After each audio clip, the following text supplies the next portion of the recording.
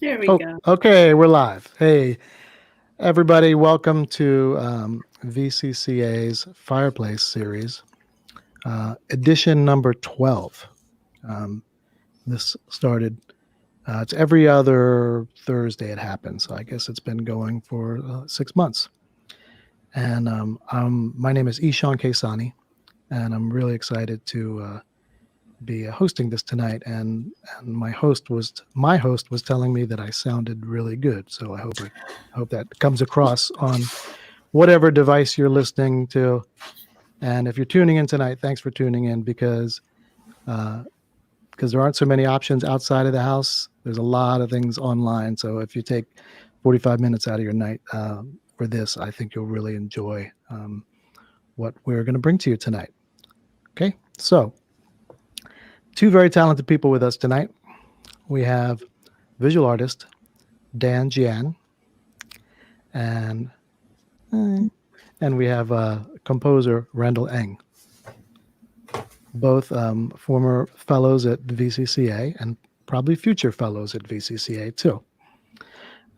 We really look forward to VCCA being open again. They're making all kinds of improvements, and of course, we know the good news that they were able to buy their property. It's not a secret anymore. That's amazing. Um, I hope I can still use um, the Sweetbriar Library. That's all I say. I might have to masquerade as a student. Um, so I don't think there's anything else I need to say other than I'll tell you a little bit about Dan, and then we're going to give her the presentation of her work. So Dan Jian was born in 1986 in Hubei, China. She's a visual artist who works across painting, drawing, and project-based installation. Dan's recent solo show and two-person shows include 934 Gallery and Shawn Christopher Gallery in Ohio, and Organ House Contemporary Art Space in Chunqing, China. Her group work has been exhibited extensively across the US, as well as internationally in China and Italy. Dan was a fellow in residence at VCCA for more than a month in 2017, in which period she met many lifelong friends and broadened her practice. The work presented in this session is a continuation of the direction and path initiated back then. Under the COVID-19 pandemic, Dan's two major solo shows are postponed. One in China, given the circumstance of China-American relations, might be canceled eventually. However, Dan is not discouraged. So I think we'll go to Dan's presentation now. Thank you, Shawn. That's great. Very nice. I'm not discouraged. Um, and I would, before I get to my slide and showing you my recent work, I just want to say yesterday I was like sorting material together, and all of a sudden got so nostalgic about my time at TCCA, at a VCCA. I was reflecting. I had an exceptionally long studio residency back then, and there was group of residency fellows come and goes, and with each group I felt like I was so deeply bonded with many of them, and some of them still maintain my friendship until now, keep ongoing conversation. So I'm glad there's this opportunity to share my work, um, and it's something that I take comfort of, be able to communicate even virtually, but there's a sense of trust because I know they are art lovers, musicians, and writers, people that I feel like I can be myself. Um, so I'm just gonna go to my slide for a time, and what I'm gonna talk about in this presentation is mainly my recent work that I did since my residency at VCCA. Um, Let me find my slide.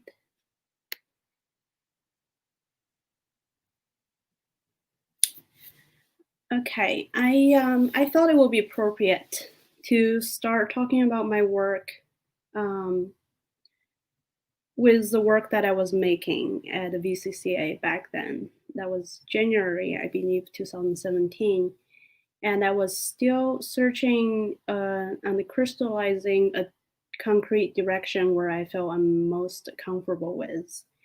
And back then, I was pulling imagery reference from this kind of stubborn upon kind of resource. It's cave painting from Tang Dynasty, and it was taken away by the beauty of ancient artwork, mostly done by amateurs, people who have no academic trainings, but they conducted those Tang Dynasty and even earlier murals just pure out of this devotional love for Buddhism. So those murals are Buddhist murals, and often just depicting secular scenes of women and men at their everyday life. And my work was trying to explore this kind of like distended beauty and poetry and the empty space, along with the decay, wall peeling off, so part of image is obscured and some images are kept. Everything wrapped together, speaking of very unique beauty that I was seeking to have in my own work. So during that month, I was mostly exploring imagery motifs that are very personal, but combining with those imagery motifs that I find in those ancient mural paintings. Try to mimic the disrupted patina, surface quality, brushwork, etc. And this sort of like became a direction that I just end up keep going for a while until now, until very day today. Except that sometimes the motif, the ancient work motif, become ghost-like, and sometimes the motif become very evident. Depends on which work and what imagery that I'm working with. The idea behind the combining personal image in this work, for instance, that very personal moment is needle red balloon, plastic balloon that's standing alone in the field by itself. And everything else is from imagery reference of the mural painting. Here it was needle pianist. And I know this work is from VCCA because when I was there's a pianist, and I was really struck by the image of a musician playing piano, a kind of like otherworldly loneliness. So I situated that pianist and the pink piano in a landscape that is totally scaled, disproportioned in scale, to speak of that mysterious loneliness in art maker or creative type.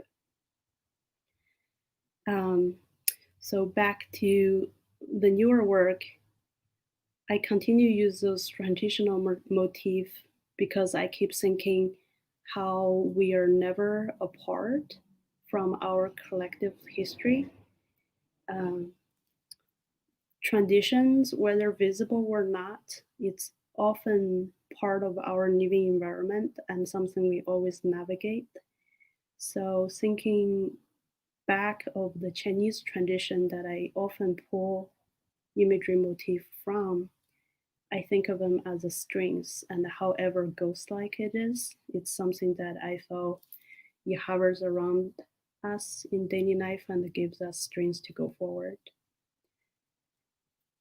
And this is generally the conceptual research behind my work. It is very important my handling are both figurative and highly abstract at the same time. They shift from place to place in between abstraction and figurative. And I guess the reason behind of that is I don't want my brain or my thinking become the only dominant dictator or designer of the work. from time to time, I gave the control over to my hand and trusting that my handling of material also from a different aspect, speaking of a personal and a collective history. So the same direction carried me until today, and the new work, what I'm showing here are the new works from this summer. Pandemic sort of, when I was putting this slide, I was trying to think, how did pandemic change my practice? And I'll talk a little bit about that later. But in terms of this body of the work, I realize working under pandemic is starting to find motifs that are regular and it's like reoccurring from work to work. And I'm starting to realize I am finding anchors or signifiers and assigning them different characteristics, almost like building character vocabulary. This is a work that I did this summer. The tree branches and those rocks in the foreground, some of them are transparent, some of them are a little bit painted over. They became reoccurring motif that starting to appear again and again. Horse and soldier and arrows. You see the vague feather-like arrows on the right part of the painting are also motifs that starting to reoccurring. I realize still taking those ancient mural painting as motif, I'm trying to invent my own motif and assigning new meaning to them. So soldiers, branches, and rocks, they kind of speaks of different aspects of our life now. Confrontation, and rock is something that almost as a figure, you almost have a personality, but it was never too shaken. So they're everywhere just as an anchor of all kinds of gestural movement in the work. I think of them as monks for some reason. So those are works from this summer.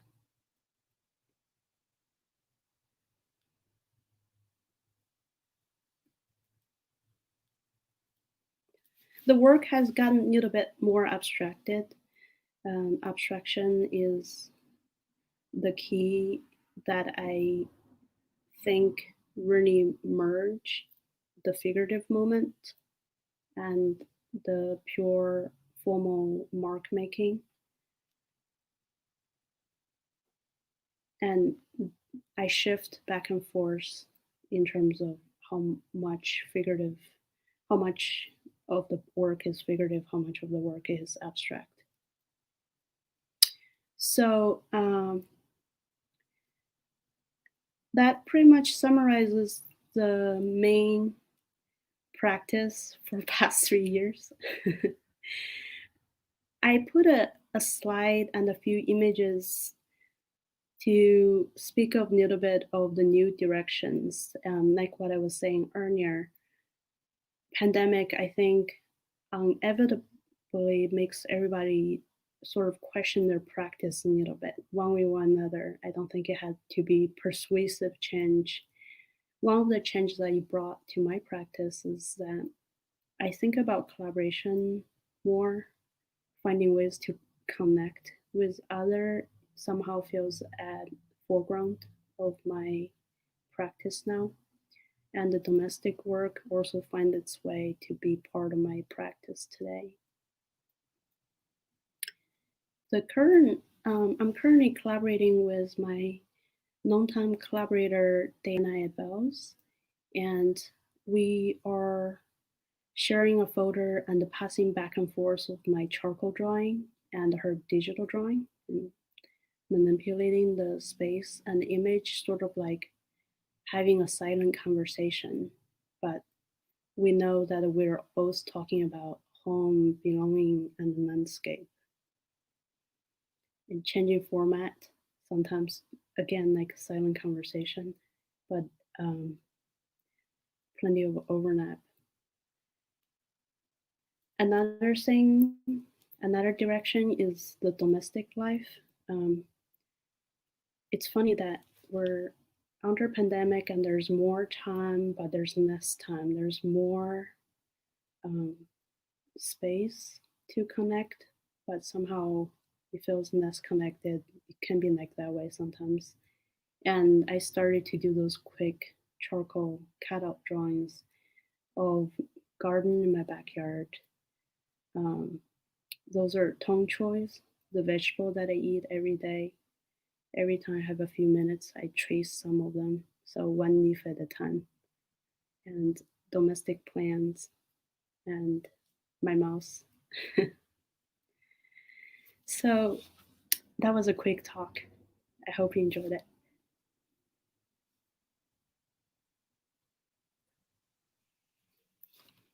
Hello.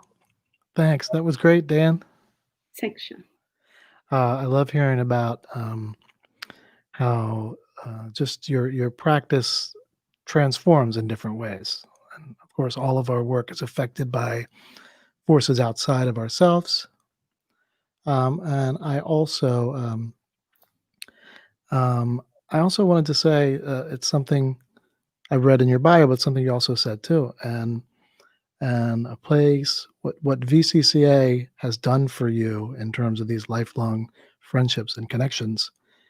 The first time I went to VCCA was 2005, and it was profound in the way that connections I had from high school, college, some had faded, you know, and we all went about doing our own thing. And there's something about being around artistically minded people in an extremely supportive atmosphere that I keep in touch with so many people over the last, now it's 15 years that I've been going, and it's wonderful to be reminded of that.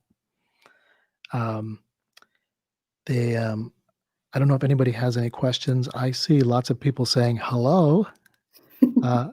I'm probably going to pronounce her name wrong, but Azadeh, we had a wonderful time at VCCA, and I know that you guys met there too. And she's a wonderful filmmaker from Iran. And if anybody has any questions after the next presentation, maybe that's how we'll open that up. But thanks for presenting, and it's really beautiful work. I love how you combine figurative and abstract. And I'm glad you described it in layman's terms like that, because I wouldn't have known how to describe it. I think we're going to bring on Randall in a moment, but there he is.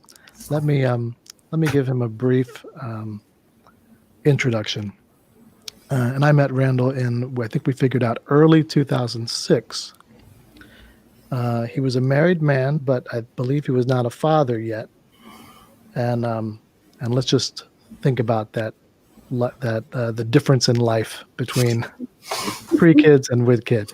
And his wife is lovely too, and she's also a composer, right, Randall? She's a playwright. Playwright, okay. So here goes Randall's short bio. Randall Eng's music lies at the intersection of opera, music theater, and jazz. His operas Florida, Before the Night Sky, and Henry's Wife have been presented across the country at Urban Arias, Lyric Opera Cleveland, New York City's Opera's Vox Festival, the Virginia Arts Festival, the American Opera Project, and the Center for Contemporary Opera. Recent works include the song As For Me, premiering in April 2021 by Mirror Visions Ensemble, and Harbor, a song for soprano and orchestra created with U.S. Poet Laureate Tracy K. Smith, which premiered in 2019 by the Boston Pops. The piece excerpted at the Fireplace series is Remain, a choral setting of a Know Your Rights Immigration Pamphlet, which premiered in 2018 by Master Voices. He is a graduate of Harvard University, Cambridge University, and NYU's Graduate Musical Theater Writing Program, where he now teaches and leads the Tisch Opera Lab. He has written much music at VCCA and played much ping pong, often in residence with librettist Donna Di Novelli. His main project during the era of COVID has been a musical adaptation of a film. So without further ado, Randall, take it. Thanks so much, Shawn. I'm so happy to be here. VCCA has played a big role in my life. I first went there 23 years ago now, which feels crazy. But it's been something of a second artistic home for me, and I'm really appreciative of everything that VCC has done for my career. I've made a lot of friends there as well, including Shawn, and I'm really glad to be part of this community. I'm going to talk about a piece of mine called Remain, which I wrote 2 years ago. It was a commission from a chorus called Master Voices here in New York. And the commission was to write something on the topic of immigration.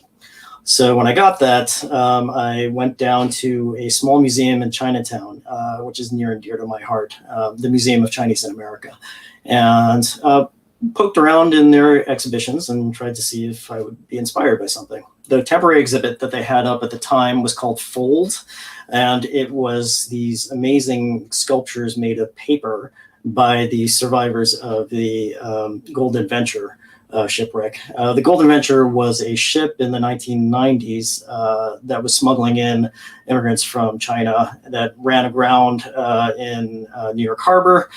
And several people jumped off the ship and died, and all the survivors were put in detention camps for a long time. And while they were in these camps, they created these sculptures out of the only thing they had available to them, which was paper. So the exhibition was amazing. I was really moved by it, and but I was equally moved by the brochure.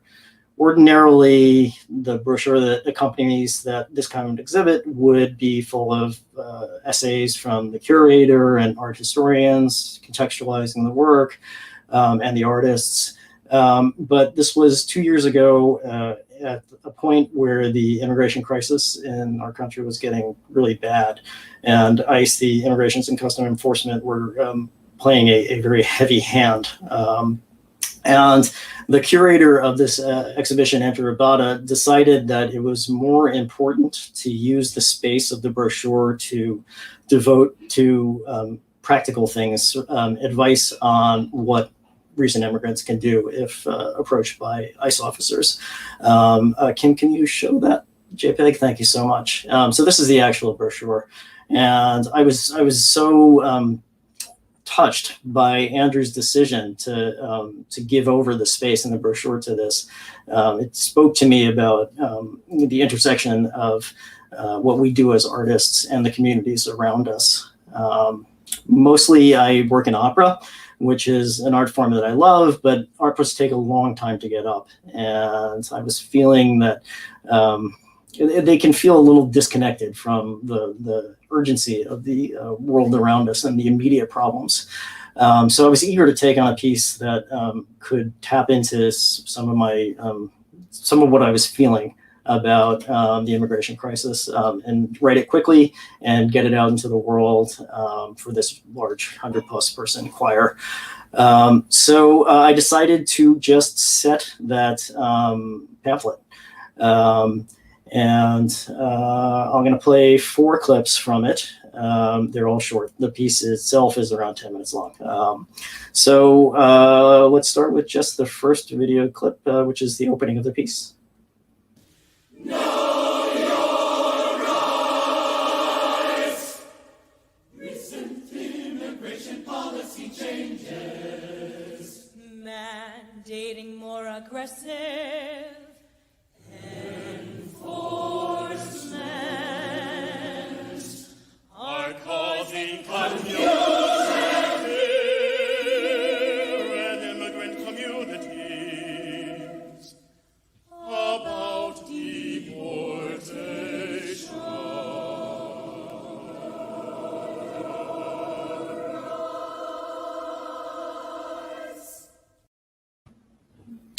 So that's the opening. The soloists are Michaela Bennett, the soprano, and Justin Austin, the baritone.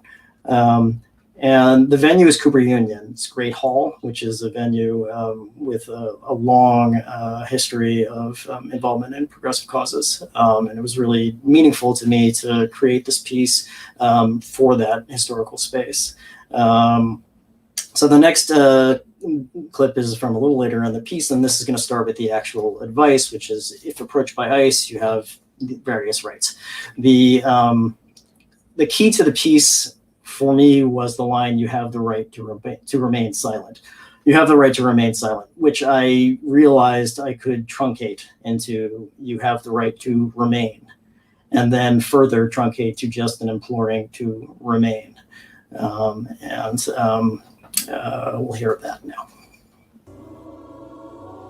If approached by eyes, if approached by eyes, if approached by eyes, U.S. immigration and customs enforcement.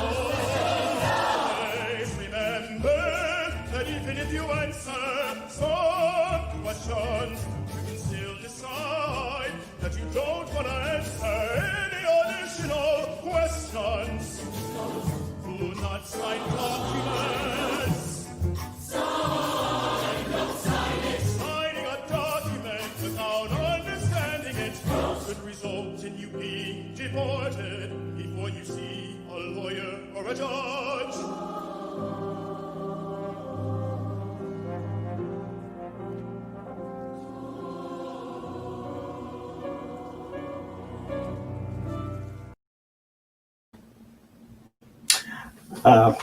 I love the way that Michaela inhabits the person who's being questioned, with her officer, "I want to speak with the lawyer," and the way that the chorus found this fierceness. It's like, I know so much of my interest in this piece was about figuring out what can you do as an artist, and the way that they are so fierce in their advice.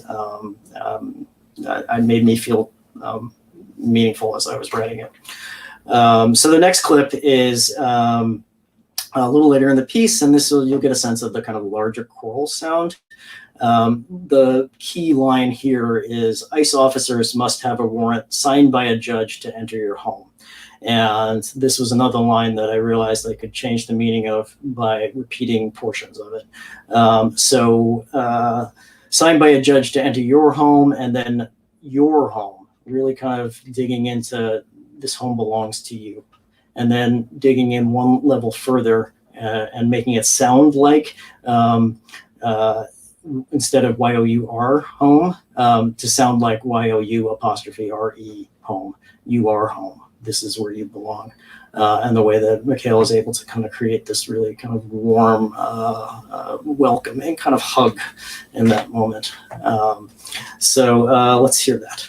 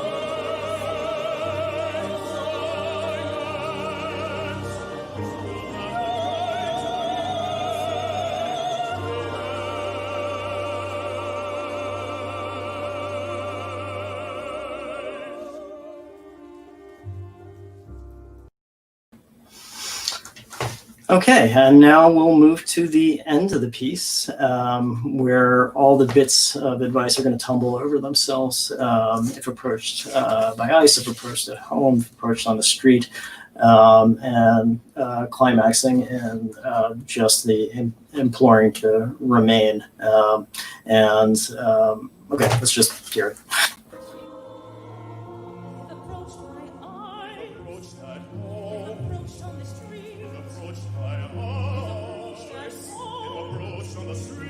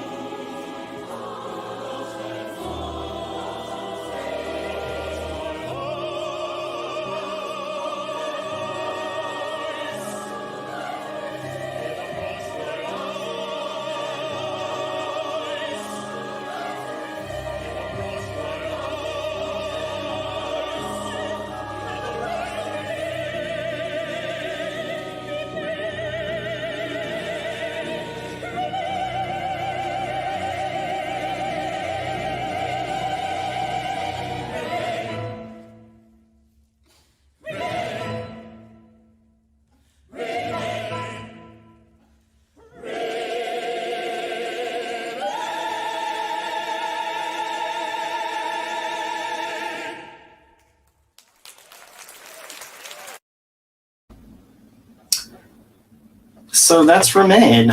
I mean, the feeling of having 100 plus people sing the end of that piece was chilling. I see Eileen is here in the chat. She was one of the singers in Master Voices. That's great to see you here. It was something maybe I'll talk about later, was like also the opportunity to engage with the chorus about what it felt like to sing this piece was another really important part of this process to me. But I hope you enjoyed this little taste of it. Wow, Randall. I was trying to figure out whether Goosebumps is 2 words or 1 word, because I listen to a lot of music. The visual aspect added to it made it even more impactful for me. And especially, you talked about when you began the composition, the challenging, what was happening with immigration, and there may be some more things in the news where we don't see as much of what's happening, but people are still struggling in so many places, and I think it's really important that you brought it to your work. It's beautiful. Thank you. We got a couple questions for Dan, but yes, Eileen Richter said, "I loved singing this piece with MV. It has always remained with me. It spoke such truth." And Cliff Garstang said, "Chills." So now a couple questions for Dan. Christine Fisher-Guy says, "You talked about the increased time demands during the pandemic. How have you carved out time and headspace for your work?" Christine, I was trying to prepare the answer while listening to Randall's video. First of all, I'm officially a fan now. But I looked down my note, it's blank. You don't. Finding the time and the space is just such a hard task. I have a very supportive husband, who's always trying to give me more time and space, but ultimately I feel like what I can offer is, have been working for me, is thinking about methods to break down a monumental project to everyday, a grain of sand kind of scale. And so you kind of have to dismantle a project to many, many pieces, and then somehow through a long period of time and find a way to build it back up to the scale that you want. I admire how your vocal piece would just like have such an overwhelming effect on me. For me, I think about my work as like a blade of grass a day. And I'm hoping that, the work ethic of ants eventually gets somewhere. That's really my answer, I think. Of course, I'm a teacher, so with summertime, I do get blocks of time. Hopefully, I will be back in the VCCA. That's where the true headspace and workspace come back together.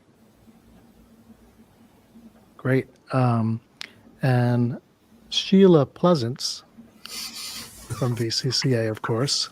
We all love Sheila. Hi, Sheila. Hi, Sheila. Hi, Sheila. She asked, I noticed that one of the pieces seemed to hang from a rod like a scroll. Is that how you present them?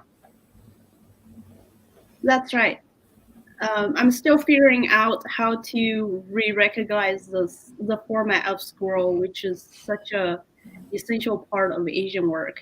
The process of look at one bit at a time, and the viewing is a live process. As you unscroll, you see more, and as you see more, you close up the previous part. So painting doubles as a film in a very mysterious way. I'm still thinking about that. How can that come back to my work? Haven't get anywhere yet. That was an experiment.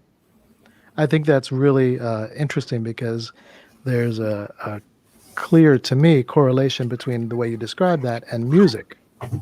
Because music, when time does not exist, music doesn't exist.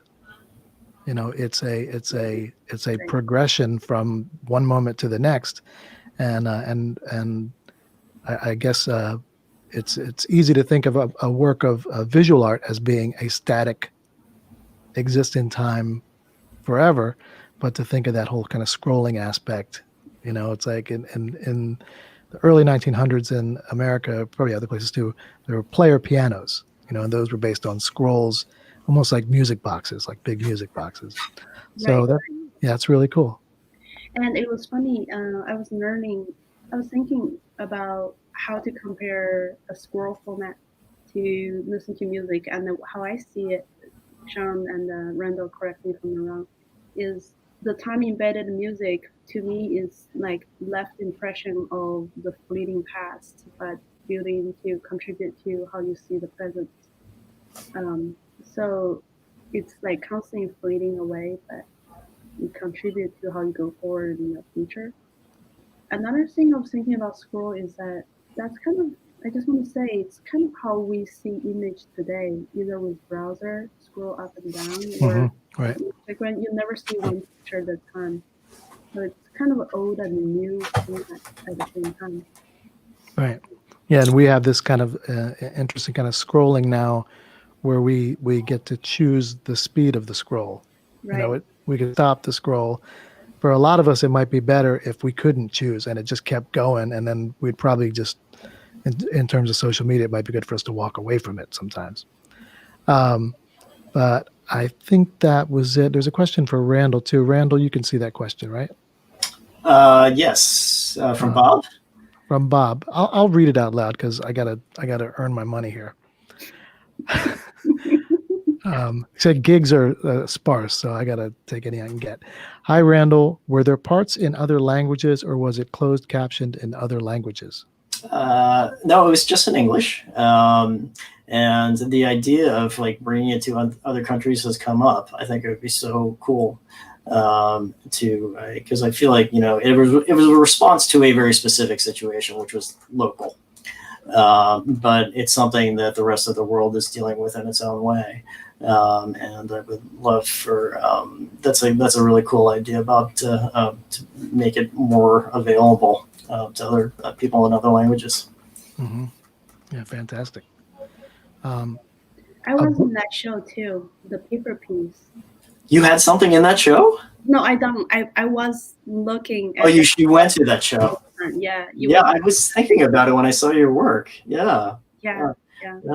It's like, again, it's like those, every fold of paper is a record of the time they spend. It's such a visual evidence of a continual experience, and that's so fascinating. That's very much that blades of grass thing that you were talking about, Right. where kind of like just little layers of things build upon each Right. other. And the, Direction. Yeah. Wow. I consider myself really fortunate to have been able to do this and revisit with a friend from 14 years ago or so, and maybe a new friend and peer. And I hope to see you at VCCA sometime, Dan, or somewhere else. Absolutely. Same with you, Randall. I don't have any more questions for anybody. I thought people asked really great questions, and we found out more about you and the work you do. I just hope that both of you and all of us stay healthy and safe, and we can focus on what we do with our art, and I hope we get to do more and more of it, because the world needs art more than ever now, and VCCA has been profound for all three of us, and the list goes on and on and on. It's so many people have been impacted by positively by VCCA, and hopefully this negative impact of this pandemic. Hopefully we're through the roughest part soon, and I hope for the best for both of you and for everybody else out there. And my name's Shawn Qaissaunee, Randall Eng, composer, and Dan Jian, visual artist. Thanks for being here for VCCA Fireplace Series 12. There'll be another series in 2 weeks. I don't know the details, but tune in and go to vcca.com for more information. thanks, Shawn. Thank you. Thank you, Ken.